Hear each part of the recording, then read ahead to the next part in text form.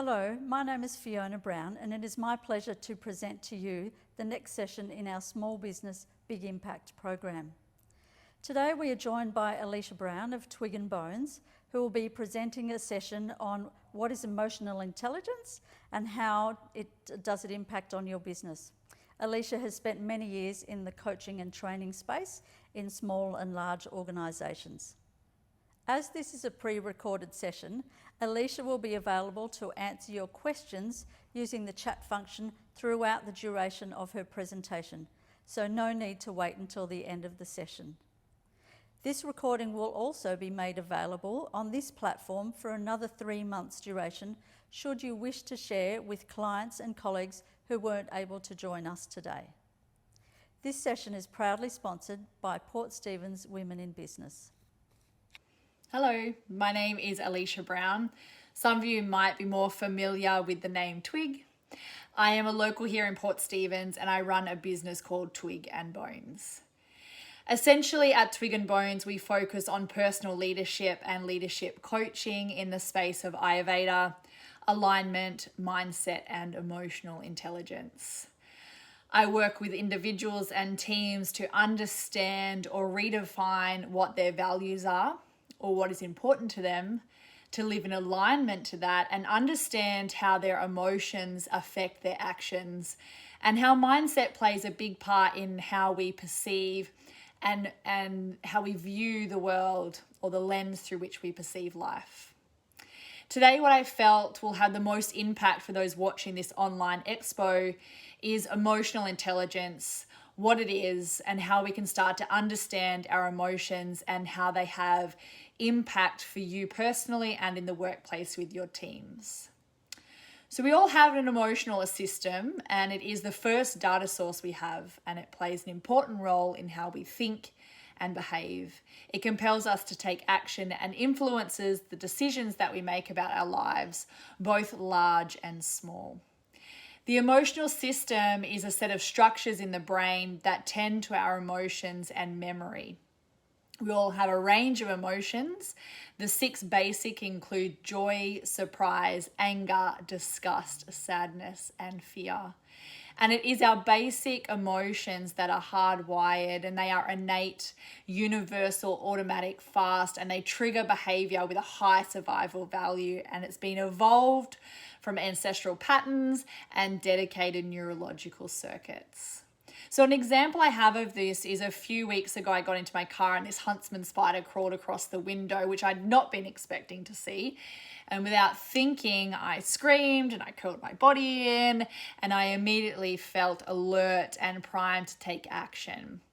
And this is a basic fear response for me, and it was primitive and automatic. It was immediate and unconscious, and it's more akin to reaction rather than a deliberate response.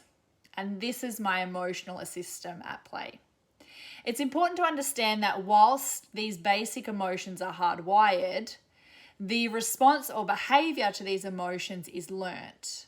And knowing that means that we can change and develop how we respond. So as an example, when I saw that spider, I had a choice how to respond. And I suspect when I saw a spider for the first time in my life, it wouldn't have triggered that response. Yet, watching someone else do that, it is a behavior that I have learnt.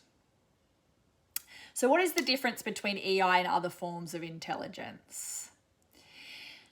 When emotional intelligence first appeared to the masses, it was in the mid-90s, and it served as this missing link in a peculiar finding.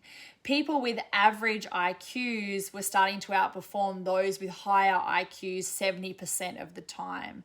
And this anomaly threw a massive wrench in what many people had always assumed was a sole source of success, which is how smart you are or your IQ. Decades of research now point to emotional intelligence as the critical factor that sets effective performance. Because when it comes to our emotional intelligence, or EI, this is how we use our emotional system and collectively establish how well we perceive and express ourselves, how we develop and maintain relationships, how we cope with challenges, and use emotional information in an effective and meaningful way.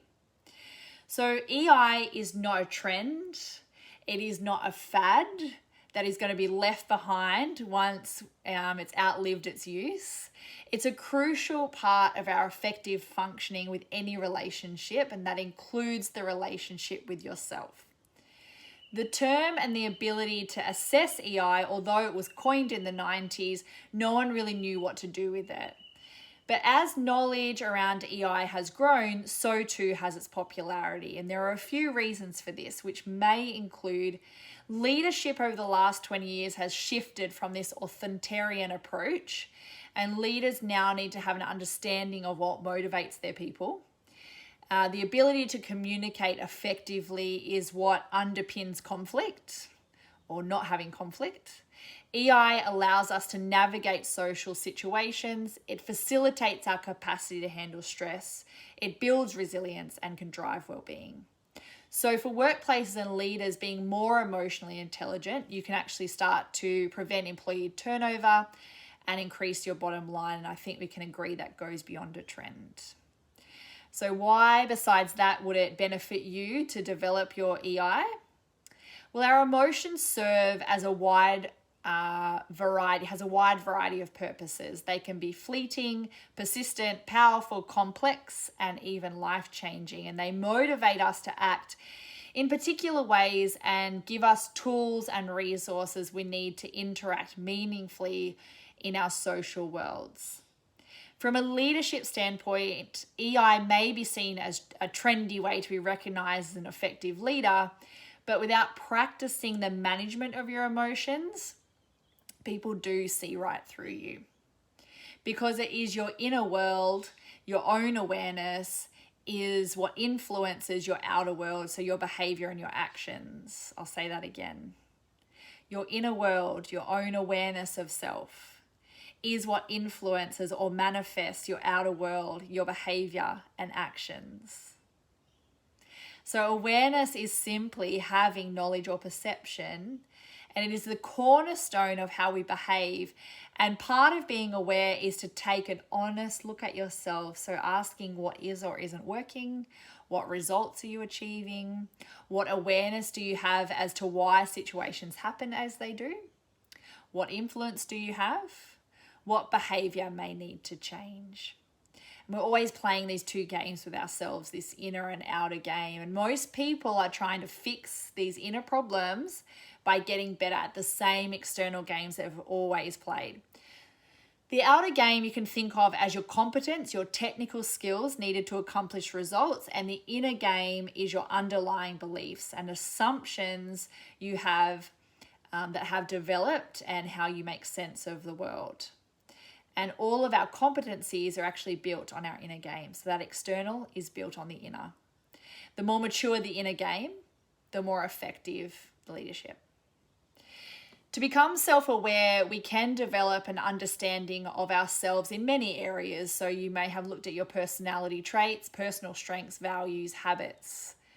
And of course, we can look at emotions. And for me personally, emotions is the best place to start, because if we look at the flow of life or experience, it is our emotions that triggers energy within us.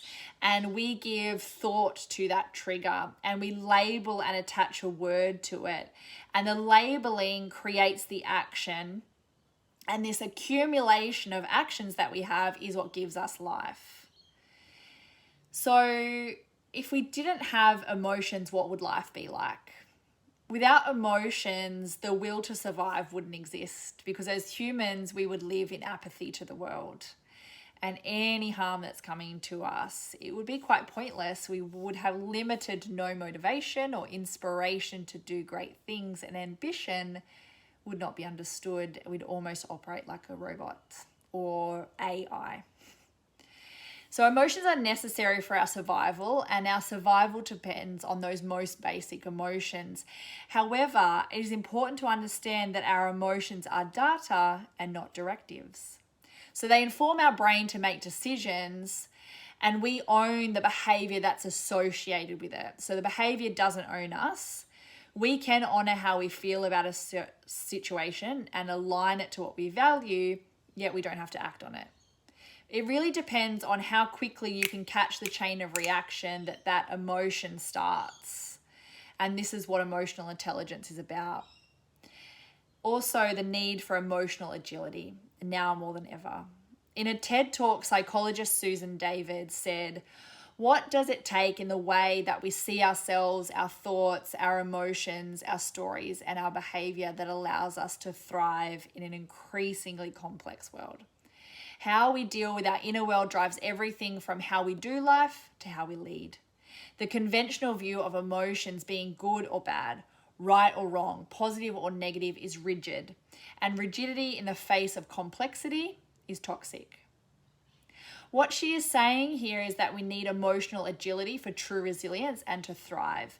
And emotional agility is the ability to experience your emotions and thoughts in a way that doesn't drive them in negative waves, but instead encourages you to reveal the best of yourself. So often when we ask someone how they are, the response we typically get is good, okay, fine.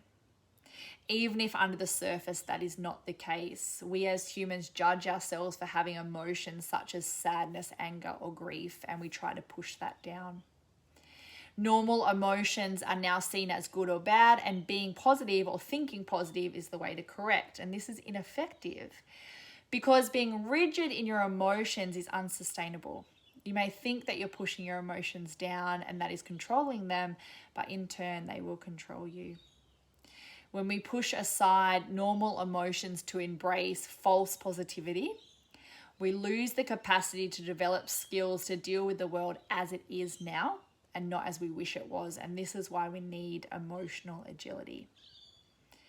So to embrace emotional agility is to stop the feelings of what you think you should be feeling and embrace how you actually feel.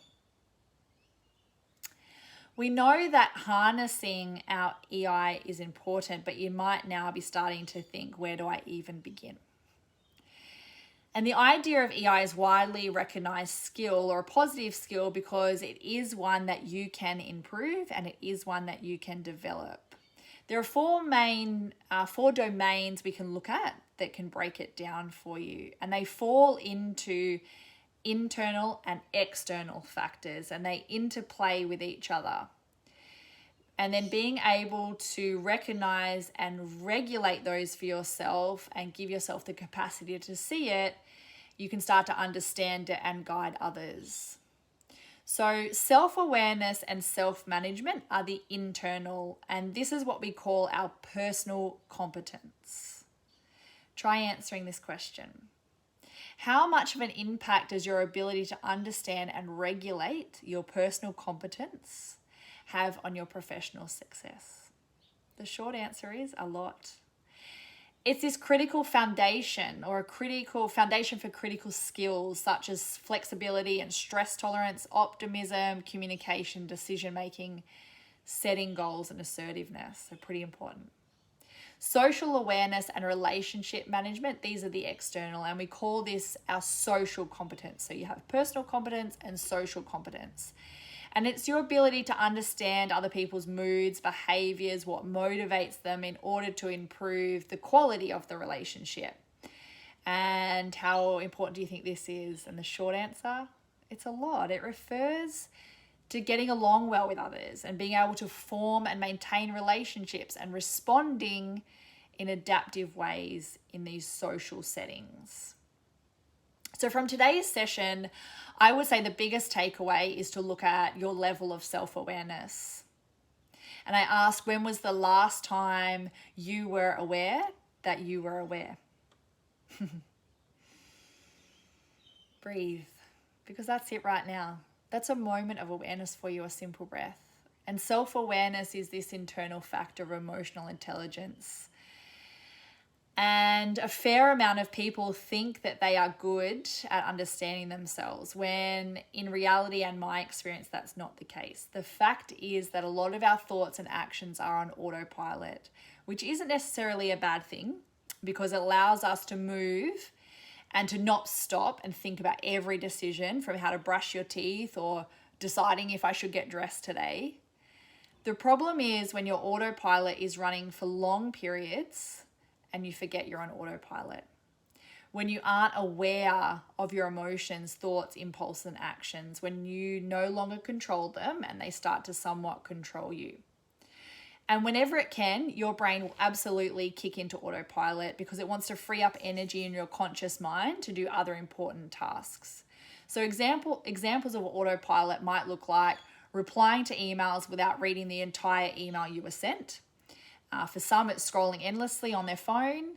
For some, it's staying stuck in thought and even saying yes when you mean no.